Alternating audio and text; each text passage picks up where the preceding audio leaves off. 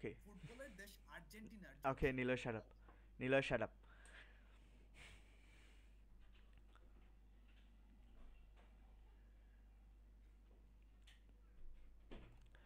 শুভ সকাল। আমাদের প্রেজেন্টেশন শুরু করার পূর্বে আমাদের ছোট্ট একটা প্রশ্নের উত্তর জানা খুবই জরুরি। ফুটবল বিশ্বকাপ খেলায় কোন দেশের জনসমর্থন সবচেয়ে বেশি? আর্জেন্টিনা নাকি ব্রাজিল? আমাদেরকে প্লিজ একটু উত্তর দিয়ে সাহায্য করবেন। ফুটবল বিশ্বকাপে কোন দেশের জনসমর্থন সবচেয়ে বেশি? আর্জেন্টিনা নাকি ব্রাজিল?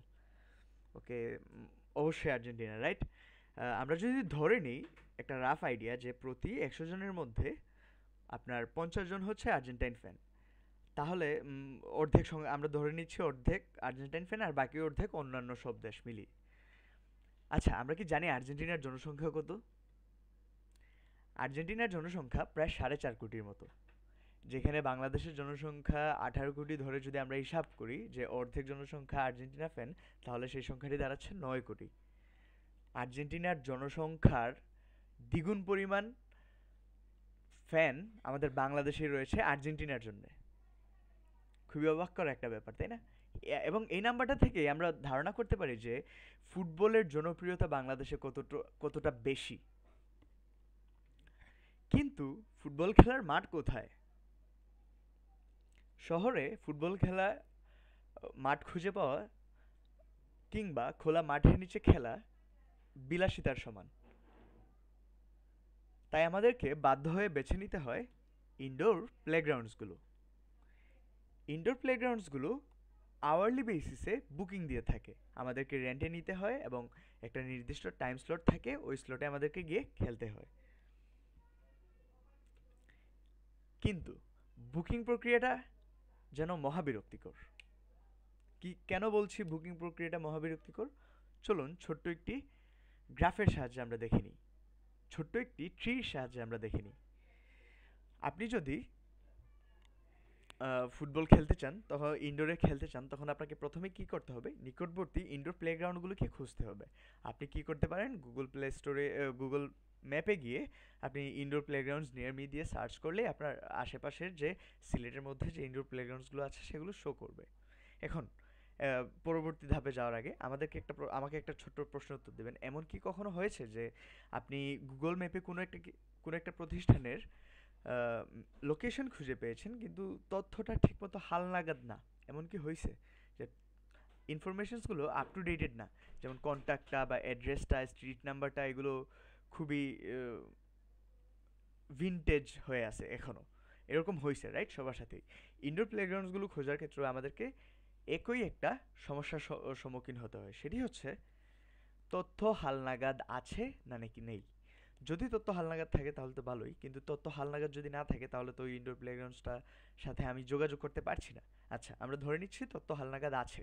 তখন আরেকটা যে সিচুয়েশন হয়, তথ্য হালনাগাদ আছে, আমি কন্ট্যাক্ট নাম্বারটা পাইলাম ওদের, আমি যখন কল করব ওদেরকে, দেখা যাচ্ছে যে ম্যানেজারের সাথে যোগাযোগ করা যাচ্ছে না, আবার যাচ্ছে। এখান থেকেও কিন্তু দুইটা সিচুয়েশন, যে ম্যানেজারের সাথে যোগাযোগ করা যাচ্ছে না এবং ম্যানেজারের সাথে যোগাযোগ করা যাচ্ছে। ম্যানেজার অনেক সময় আনরিচেবল থাকেন, বিজি থাকেন। আর যদি ম্যানেজার অ্যাভেলেবেল থাকেন তাহলে তো খুবই ভালো। আচ্ছা, ম্যানেজার যদি অ্যাভেলেবেল থাকেন, সেইখান থেকে আরও দুটি সম্ভাবনা, দুটি পথ, অ্যাকচুয়ালি দুটি অপশন আমাদের সামনে চলে আসে। সেটা হচ্ছে আমি যে কাঙ্ক্ষিত সময়ের মধ্যে খেলতে যাচ্ছি, সেই সময়টা কি আছে নাকি অলরেডি বুকড হয়ে গেছে। যদি কাঙ্ক্ষিত সময়টা থাকে তাহলে তো আমি ভাগ্যবান এবং আমার বুকিং প্রসেসটা সম্পন্ন হয়ে যাবে। পার্সিয়াল পেমেন্ট থাকতেও পারে, নাও থাকতে পারে, মাঠ ভেদে এটার ভিন্নতা রয়েছে। আর যদি কাঙ্ক্ষিত মাঠটা না থাকে, তাহলে আমরা দেখতে পাচ্ছি যে কাঙ্ক্ষিত মাঠ যদি না থাকে, কাঙ্ক্ষিত মাঠ যদি না থাকে, উম, তাহলে আমাদেরকে কি করতে হবে? আবার পুরো প্রক্রিয়াটাই রিপিট করতে হবে। আমাকে নিকটবর্তী প্লেগ্রাউন্ড খুঁজতে হবে, তত হালনাগাদ আছে কি না, ম্যানেজারের সাথে যোগাযোগ করা যাচ্ছে না কি না যাচ্ছে না, কাঙ্ক্ষিত সময়টা আছে নাকি নেই। মানে আবার পুরো সেম প্রসেসটা রিপিট করতে হবে। যদি ওইখানে পেয়ে যাই তাহলে তো ভালো, না পাইলে আবার রিপিট করতে হবে। এই প্রসেসটা আপনার মাঠ পাওয়ার খুঁজে পাওয়ার সম্ভাবনাকে নিয়ে আসে 1/8 আমরা যদি প্রতিটি স্টেপে দেখি যে আপনার মাঠ পাওয়ার সম্ভাবনা আছে হাফ, মানে 50-50% আপনার মাঠ পাওয়ার সম্ভাবনা আছে, তখন আছে নেই হাফ, আবার হাফ, আবার হাফ, মাল্টিপ্লাই হয়ে 1/8 হয়ে যায়, যেটা এক অষ্টমাংশ, 8 ভাগের 1 অংশ হয়ে দাঁড়ায় আপনার এই মাঠ খুঁজে পাওয়ার সম্ভাবনাটা। এবং এই প্রসেসটা কিন্তু রিপিট হইতে পারে, এটা একবারের জন্য রিপিট হইতে পারে। তাহলে বুঝতেই পারছেন কত লেন্দি একটা প্রসেস, এবং প্রায় সময় আমাদের এই সমস্যাটা সম্মুখীন হতে হয়। সলিউশন, সমাধান কি? সমাধান হচ্ছে আমাদের সিলেট ইনডোর বুকিং সিস্টেম। এটা আপনার সময় বাঁচাবে, আপনার আরও কম ইফোর্টে আপনি বুকিংটা দিতে পারবেন, এবং বুকিং প্রক্রিয়াটি খুবই ইজি, খুবই সিম্পল একটা ফর্মের থ্রুতে একটা পার্সিয়াল পেমেন্ট নিয়ে আপনার বুকিংটা করা হবে। আমরা এর পরবর্তী ডেমনস্ট্রেশনটা ডিরেক্ট আমাদের ওয়েবসাইটে দেখে নিই। আমরা এর পরবর্তীতে আমরা ওয়েবসাইটে চলে যাব। এই হচ্ছে আমাদের সিলেট ইনডোরসের ওয়েবসাইট। সিলেট ইনডোরসের ওয়েবসাইটে আমরা প্রথমেই লগ ইন পেজেই একদম মেইন পেজটা যেটা থাকবে সেটার মধ্যে আমাকে সবগুলো ফিল্ডের ডিটেলস শো করবে, সবগুলো ফিল্ডের ডিটেলস শো করবে। এটা আজকের যে ডেট, ওই ডেট অনুযায়ী ওই ডেটের মধ্যে ওই দিনের ওই স্টেডিয়ামে কতগুলো স্লট বাকি আছে, বুকিং হয়ে গেছে, এই স্ট্যাটিস্টিক্সগুলো শো করবে। এবং এটা ডিফল্ট একটা, মানে যখনই ঢুকবেন আপনি এটাই পাবেন, এই পেজটাই আসবে। এবং এটা স্ট্যাটিক না, এটা কিন্তু লাইভ, আপনার ডেট অনুযায়ী সর্ট হয়ে আপনাকে শো করবে স্ট্যাটিস্টিক্সগুলো। আচ্ছা, তারপর আপনি ধরেন এখানে আপনার এখানে ফিল্টারেশন, আমাদের ফিল্টারেশন সিস্টেম আছে। ফিল্টারেশন সিস্টেমে আপনি কি লোকেশন ওয়াইজ ফিল্টার করতে পারবেন। ধরেন আপনার বাসা মেজর টিলা, এখন আপনার পক্ষে তো দক্ষিণ সুরমার কোনো একটা ফিল্ডে গিয়ে খেলা সম্ভব না, কিন্তু আমাদের ডিফল্ট পেজে কিন্তু এটা শো করবে।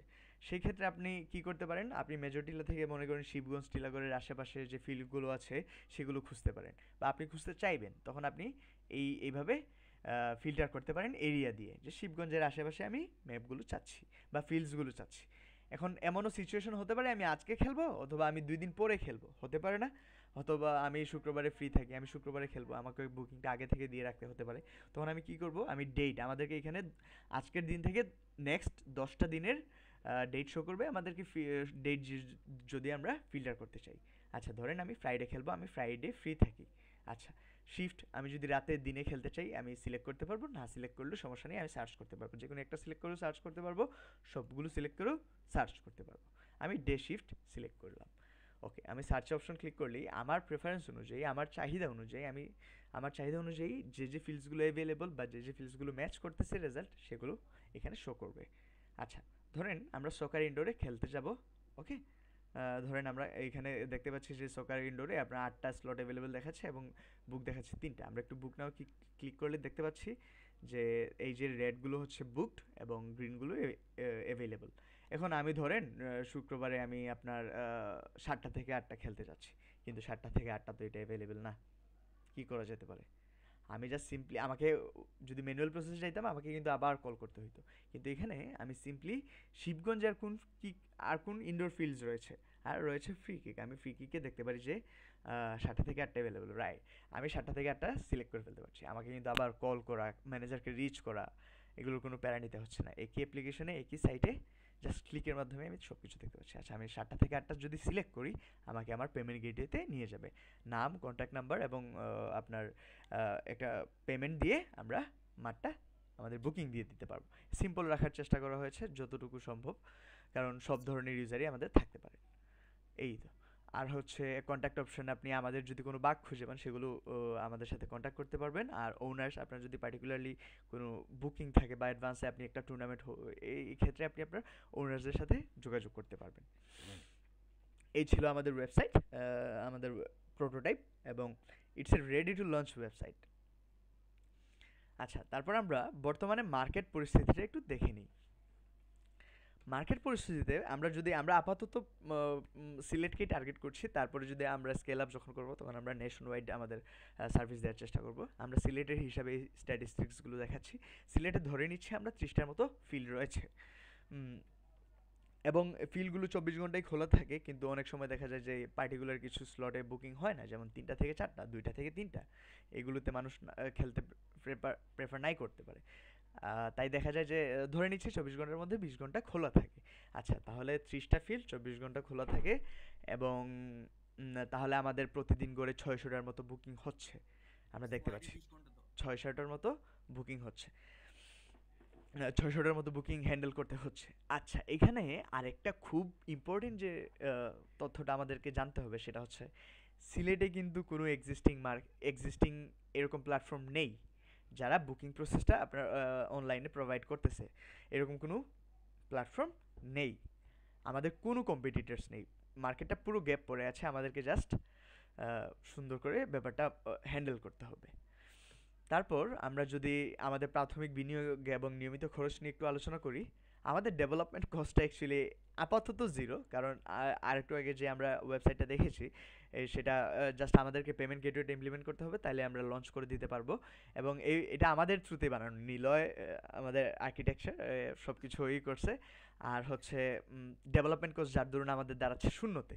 কিন্তু যখন আমরা স্কেল আপ করবো, আমাদের নতুন নতুন ফিচার সেট করতে পারে, হতে পারে আমাদের আরও ডেভেলপমেন্ট কস্ট আসতে পারে ফিউচারে। এবং হোস্টিং এবং মেনটেনেন্সের জন্য আমাদের পার মান্থ 2 থেকে 3 হাজার টাকা লাগতে পারে। মেনটেনেন্স কস্টটা নেই বললেই চলে, হোস্টিংয়ের জন্য মোস্ট অফ দ্য টাকাটা যাবে। তারপর হচ্ছে এপিআই টেপিআই এর জন্য কিছু চার্জেস যেতে পারে, খরচ। আচ্ছা, এবং অ্যাডভার্টাইজিংয়ের জন্য আমরা যখন লঞ্চ করব, তখন আমাদের প্রাথমিকভাবে তো আমাদের মানুষকে বলতে হবে যে এরকম একটা প্ল্যাটফর্ম আছে। সেটার জন্য আমরা সোশ্যাল মিডিয়া মার্কেটিং করব। আর সেটার জন্য আমরা পার মান্থ খরচ ধরে নিচ্ছি 10,000 টাকা। 10,000 টাকা কিন্তু একদম চলতেই থাকবে এরকম না। আমরা প্রথম কয়েক মাস জাস্ট সিলেটকে টার্গেট করে অ্যাড চালাবো, যেন সবাইকে বলতে পারি একটা এরকম প্ল্যাটফর্ম আছে যেখানে আপনি বুকিং দিতে পারবেন। ওকে, আর তারপর হচ্ছে আমরা কিভাবে আয় করব আমাদের বিজনেস থেকে। আমাদের বিজনেস থেকে আমরা টার্গেট করব ফিল্ড ওনার্সদেরকে। আমরা প্রতি মাসে ওনাদের থেকে একটা সার্ভিসের জন্য চার্জ করব, সেটা হচ্ছে 5,000 টাকা প্রতি মাসে। এবং প্রতি মাসে আমরা 5,000 টাকার মতো ওনাদের থেকে চার্জ করব। এবং এটা আমাদের 30টা ফিল্ড রয়েছে। 30 × 5,000 করলে আমাদের অ্যাপ্রক্সিমেট একটা মাসিক আয় দাঁড়ায় 1,50,000 টাকা। এটা কিন্তু অ্যাপ্রক্সিমেট একটা ফিগার, একদম এক্স্যাক্ট কোনো ফিগার না, আমরা জাস্ট আইডিয়া করে নিয়ে এসে ডাটাগুলা প্রেজেন্ট করার চেষ্টা করছি। আর এই তো আমাদের ছিল presentation Sylhet indoor booking system নিয়ে। Your next indoor match is just a click away. Thank you. আপনাদের কোনো প্রশ্ন থাকলে আমরা এখন প্রশ্ন নিব।